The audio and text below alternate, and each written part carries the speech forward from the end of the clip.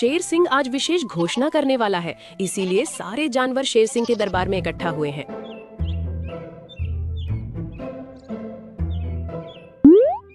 अरे चिकनी, इतनी सवेरे सवेरे कहाँ जा रही हो? जंगल के राजा में सबको बुलाया है। आज बहुत जरूरी घोषणा होने वाली है जंगल में। चलो। अच्छा तो चलो, मैं भी तुम्हारे साथ चलता हूँ।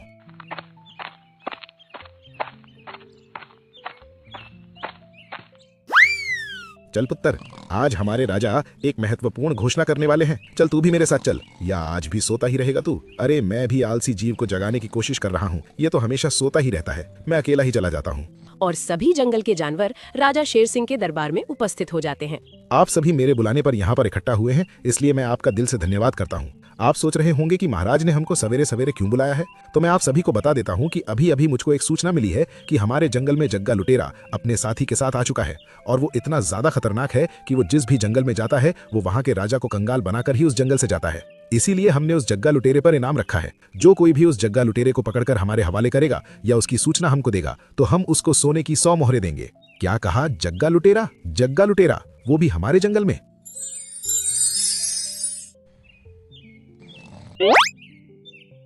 अरे यार, सूर्योदय तो कब का हो चुका है और मेरी आंख अब खुली है। मुझको तो भूख भी लग रही है। अब मुझको घर जाना चाहिए। और वो नींद में झूमता हुआ घर पहुंचा। अरे चिकनी, मुझको बहुत जोर की भूख लगी है। ला अब मेरे लिए खाना परोस दे। अजी, आ गई आपको अब खाना खाने की याद? मैं तो सोच रही थी कि तुम नींद से ही अपना पेट भर लोगे। अरे तू बकवास कम कर और ला मेरे लिए खाना ला दे। अरे खाना कहाँ से ला दूं? कई दिन हो गए हैं घर में राशन का एक दाना तक नहीं है। तुम तो कहीं काम धंधे पर जाते नहीं हो, बस सारा दिन खाना खाकर सोते रहते हो। बिना कमाए खाना कहाँ से आएगा? तुम्हारे आलस की वजह से पूरे घर को भूखा रहना पड़ता है। अरे घर में राशन नहीं है तो तुमने मुझको पहले क्यों नहीं बताया? मैं कब का राशन ले आता। जब भी मैं तुमसे खाना मांगता हूँ तभी तुमको राशन की याद आती है। मैंने तुमको कई बार बताया था, लेकिन तुम नींद में होते हो, मेरी बातों को सुनते नहीं हो।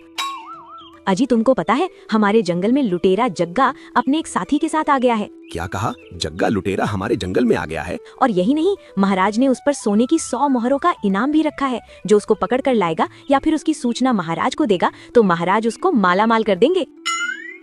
अब खाना तो तू रहने ही दे चिकनी। मैं अब उस जग्गा सिंह को पकड़कर महाराज के हवाले करूंगा और महाराज से सोने की 100 मोहरें लूंगा। अजी, क्यों मजाक करते हो? आपसे एक चूहिया तो पकड़ी जाती नहीं है और आप बात करते हो जग्गा लुटेरे को पकड़ने की।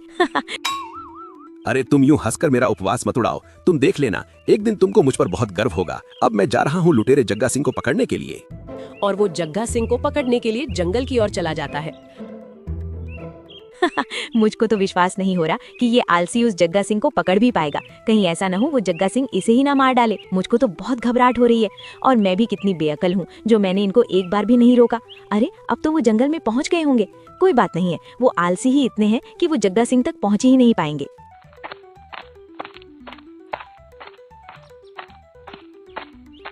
अरे यार, मुझको तो चलते चलते रात हो गई। पता नहीं वो जग्गा सिंह और कितनी दूर मिलेगा। और अब तो अंधेरा बढ़ते जा रहा है और मुझको अंधेरे में कुछ दिखेगा भी नहीं। अरे इस जंगल के बीच में ये खंडहर कहाँ से आ गया? और इस खंडहर में तो आग भी जल रही है। लगता है यहाँ पर कोई अपना बसेरा बनाकर रह रहा है। कहीं इसी के अंदर जग्गा सिंह लुटेरा तो नहीं है? हो सकता है, मुझको संभल कर जाना होगा।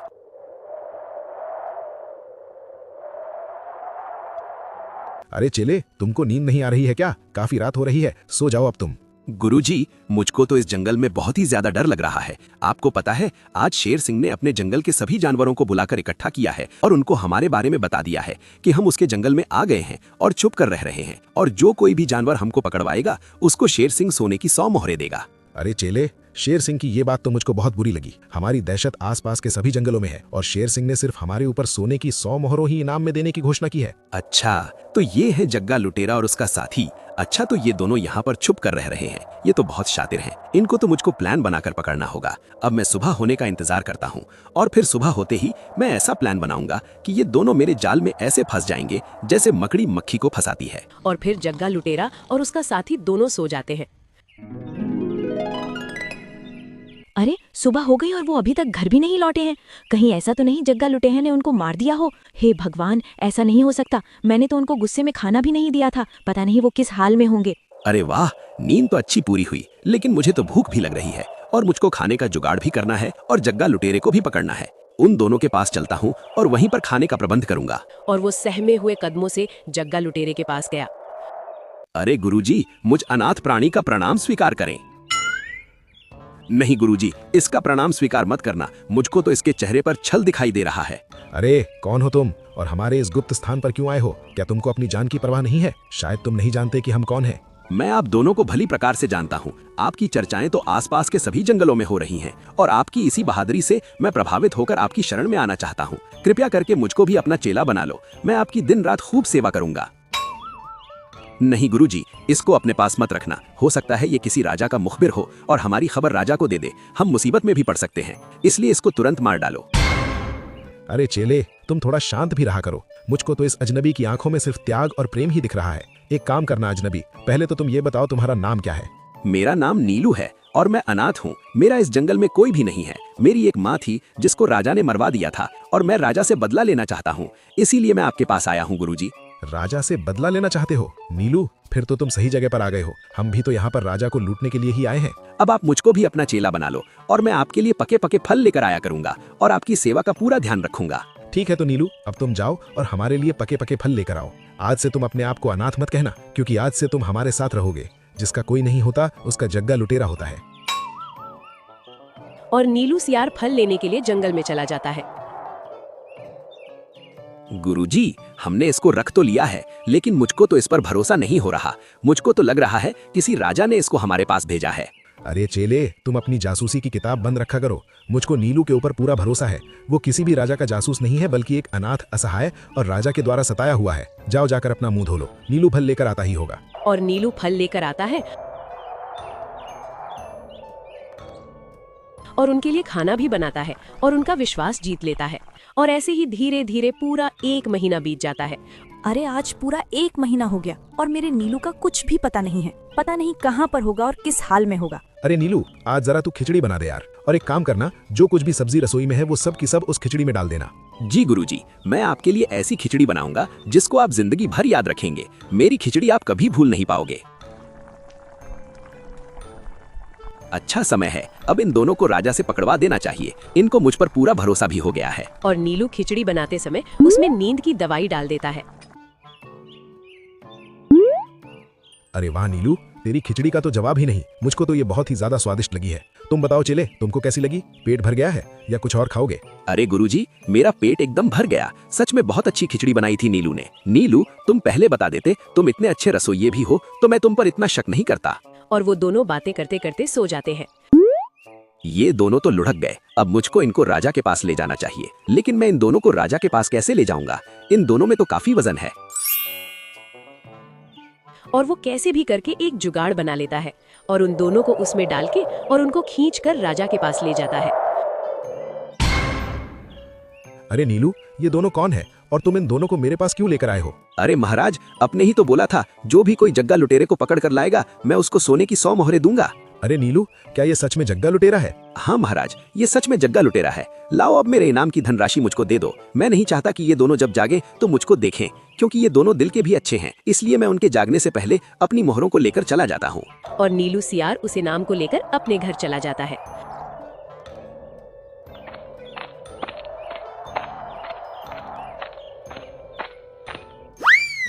देख चिकनी, मैं कितनी सारी सोने की मोहरें लेकर आया हूँ। तू हमेशा मुझको आलसी कहती थी ना, आज मैंने साबित कर दिया कि मैं आलसी नहीं हूँ बल्कि मेहनती हूँ।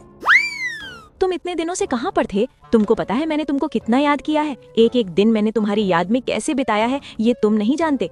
पर मुझको खुशी हो रही है कि तुम मेहनती बन गए। लेकिन ये बताओ, तुम इतना सारा धन कहाँ से लेकर आए हो? अरे चिकनी, मैं मेहनती होने के साथ साथ बहादुर भी हूँ। मैंने उस जग्गा लुटेरे को राजा से पकड़वा दिया और राजा ने मुझको इनाम में सोने की मोहरें दी हैं। अरे वाह, तुम तो सच में बहादुर निकले। तुमने तो जग्गा लुटेरे को पकड़वा दिया। अब मैं जंगल के सारी जानवरों से जाकर कहूंगी कि मैं आलसी नीलू की पत्नी नहीं हूँ, बल्कि उस बहादुर नीलू की पत्नी हूँ जिसने उस खतरनाक जग्गा लुटेरे को पकड़ा था।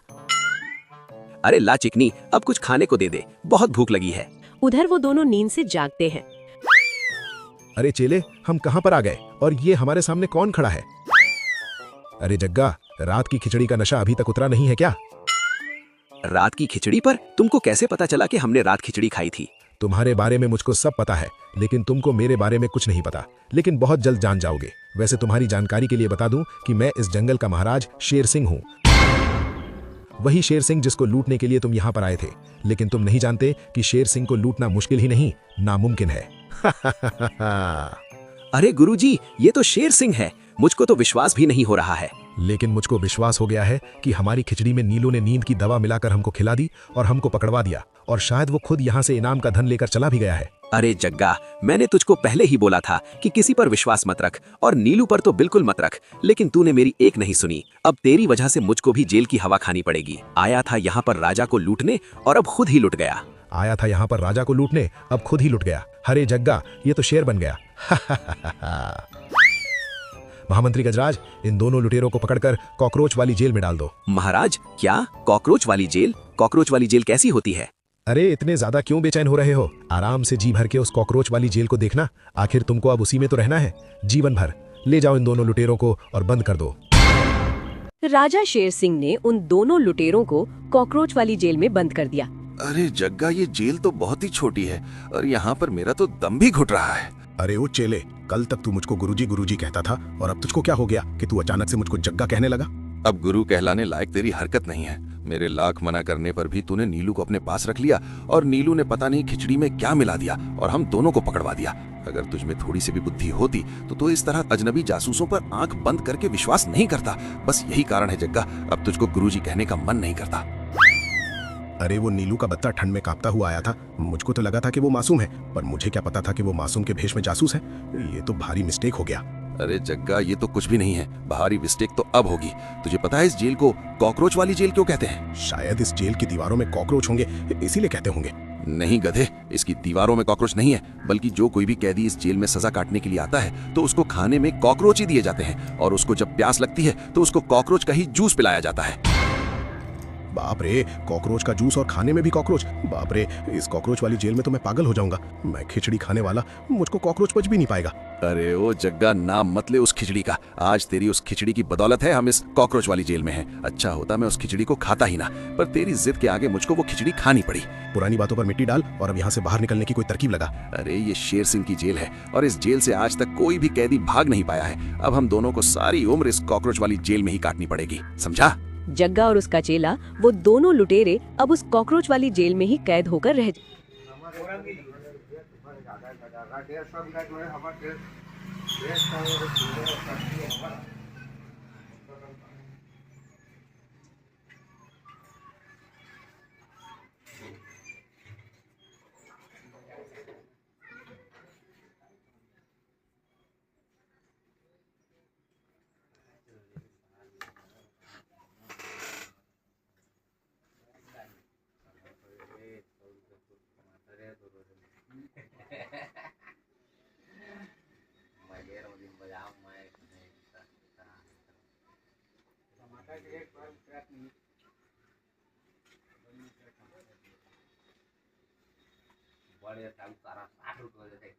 याला चार्जिंग कर तरी देतो बिना का नॉइस साफ मत शिक्षा करो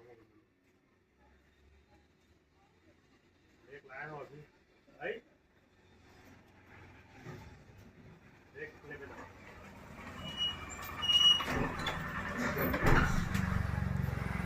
साला ये है ठीक ना सकता बड़ा ले